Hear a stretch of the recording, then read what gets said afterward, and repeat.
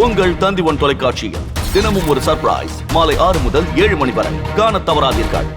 சுத்தமான தமிழ் பேச ஒரு ஜென்மம் கிடைத்தால் மட்டும் போதாது என்ற மத்திய இணையமைச்சர் சுரேஷ் கோபி ராஜ்யசபாவில் பட்டாசு தொழிலாளர்களுக்காக திமுக எம்பி திருச்சி சிவா பேசும்போது தான் மட்டுமே ஆதரித்ததாக கூறினார்.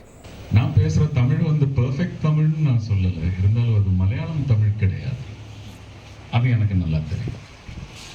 நல்ல சுத்தமான தமிழ் பேசுறதுக்கு அதுக்கு ஒரு ஜென்மம், தமிழில் ஒரு ஜென்மம் கிடைச்சா கூட அது முடியாது. அது ஒரு டிஎன்ஏ நம்ம ரத்தத்தில் இருக்கணும், அப்போ தான் அது வரும். 2021 நான் ராஜ்யசபாவில் இருக்கும்போது திருச்சி சிவா அவர்கள் சிவகாசி லேபரர்ஸுக்காக பேசினார்.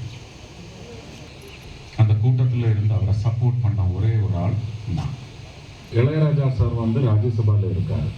அவங்க கிட்ட இருந்து ஒரு 50 லட்சம் வாங்கி உங்களுக்கு ஒரு மொபைல் யூனிட் போட்டு சிவகாசி பூரா மொபைல் போய் லேடிஸுக்கு, ஒர்க்கர்ஸ் மட்டும் இல்லை, எல்லா வீட்லேயும் பொண்ணுங்களுக்கு ஸ்கேன் பண்ணுறதுக்கு ஏர்லி டிடெக்ஷன்.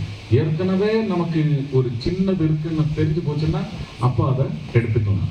உங்கள் தந்தி1 தொலைக்காட்சியில் தினமும் ஒரு சர்ப்ரைஸ் மாலை 6 முதல் 7 மணி வரை காணத் தவறாதீர்கள்.